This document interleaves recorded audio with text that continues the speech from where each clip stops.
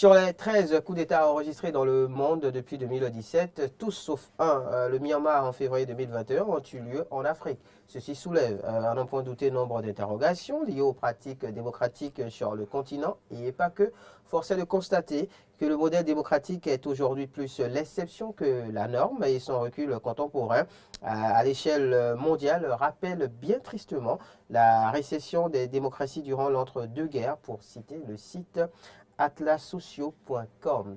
Et c'est justement pour s'enquérir de l'état, de la perception des peuples par rapport à la démocratie à l'échelle planétaire, mais aussi, pourquoi pas, apporter des solutions qu'on reçoit pour vous dans le mini-débat de ce jour, le socio-anthropologue Claude Azalou Tingbe. Bonjour.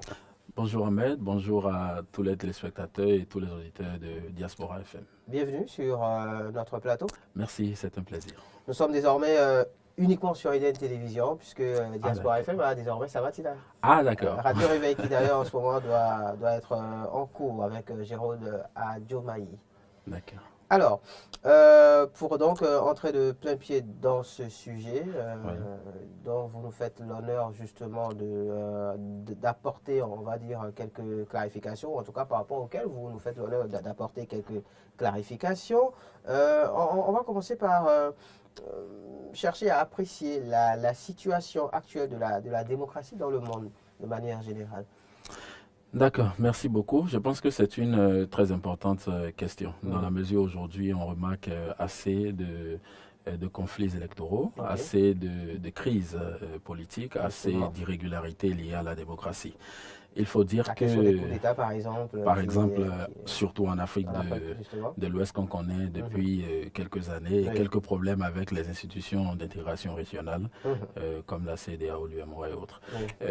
Vous savez, depuis la chute du mur de Berlin, dans les années 1989, en fait, la communauté internationale s'était dit que la démocratie allait réellement maintenant gagner. Régler les problèmes qu'il y a eu jusque-là. Parce que vous saviez, tout ce qu'il y avait eu comme système politique avant la chute du mur de Berlin, nous avions eu la RDA, la République démocratique allemande, qui était occupée par l'URSS. Il y avait la RFA, de l'autre côté, occupée par les Occidentaux et tout. Et donc, la chute du mur de Berlin avait donné l'espoir du triomphe en réalité de la démocratie. Mais est-ce que depuis ce temps jusqu'à aujourd'hui, est-ce que la démocratie a réellement triomphé? Point d'interrogation. Pour parler en réalité de cet état, nous avons noté plusieurs irrégularités, plusieurs problèmes sociopolitiques liés réellement aux démocraties depuis ce temps jusqu'à aujourd'hui. Quels que soient les continents, que cela soit sur le continent asiatique, que sur le continent européen, sur le continent américain, sur le continent africain aussi. Et je pense que c'est tout ça qui a justifié la sonnette d'alarme du président Joe Biden récemment. Je pense que ça doit être le 9 décembre 2021, au sommet des démocraties devant 110 pays. Il avait dit réellement que la démocratie est totalement en crise et en chute et qu'il faut tout faire en réalité pour la restaurer. Et je pense que même le président français Emmanuel Macron avait également fait une déclaration du genre et avait même aussi souligné la montée d'autres puissances, d'autres régimes politiques. Et il avait même souligné l'inquiétude selon laquelle les Occidentaux pourraient de plus en plus en réalité perdre leur influence. Donc aujourd'hui, depuis 1989 jusqu'à aujourd'hui, il faut dire que la démocratie n'a pas pris l'ascendant que ça devrait prendre. Et c'est en train de descendre. La démocratie subit plusieurs pressions. Et ceux qui, en tout cas, défendent ce régime politique doivent réellement repenser les choses autrement pour pouvoir toujours la maintenir. On parle de démocratie, vous savez, même dans certains pays qui sont des pays très puissants, comme la Chine, comme la Russie, vous savez, chacun de ces pays défend une certaine forme de démocratie. C'est vrai que dans l'œil de la démocratie occidentale, on les perçoit comme des dictateurs. De leur côté, la Chine défend la démocratie qu'elle applique. La Chine défend une démocratie socialiste qu'elle applique. Et elle clame même haut et fort que sa démocratie est la meilleure. C'est une démocratie globale, différente de la démocratie américaine. De l'autre côté, vous avez les Russes qui défendent une démocratie populaire. Donc vous voyez, le concept est un peu partagé, mais l'application n'est pas la même selon en fait chaque... Dans le temps et dans l'espace. Voilà, dans le temps et dans l'espace. Alors, à vous écouter, on se rend bien compte donc que depuis, on va dire 1989 jusqu'à ce jour, d'accord, les fruits n'ont pas tenu la promesse des fleurs. Oui. On se rend compte que la démocratie est fragilisée. On se rend compte que, eh bien, on assiste bien malheureusement à un recul contemporain de la démocratie. Mais qu'est-ce qui justifie cet état de choses, justement? D'accord. Oui, vous savez, il y a plusieurs facteurs qui justifient ce recul. Okay.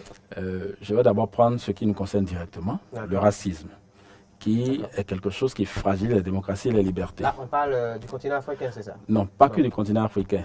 On parle toujours de la planète, mais le racisme est beaucoup plus vécu par les Africains que par les autres. De l'autre côté, vous avez aussi l'antisémitisme, qui combat surtout les Juifs, qui participent ou qui fragilisent la démocratie et les libertés. Ensuite, vous avez un problème mondial que tout le monde connaît, le terrorisme. Le terrorisme a fortement fait reculer la démocratie, fortement fait reculer les libertés. Vous savez qu'à cause des démocraties, il y a aujourd'hui maintenant la culture de la suspicion. Et quand quelqu'un vous suspecte d'être un djihadiste ou vous suspecte de quelque chose de mauvais, vous n'êtes plus libre. Et la personne aussi n'est plus libre. De l'autre côté, il y a aussi la culture de la surveillance. Situation oblige, parce qu'il y a ce phénomène de terrorisme. Nous sommes obligés de surveiller tout le monde. Et donc, ça fait quand même un recul au niveau des démocraties. Et aussi, vous savez, le terrorisme fait aussi que en fait, le terrorisme engendre des fois des irrégularités démocratiques. Vous voyez le cas du Mali, par exemple, où ce qu'il y a eu comme push a été justifié par l'inefficacité du pouvoir en place. Enfin, ça, ce sont les raisons qui nous ont donné face au djihadisme.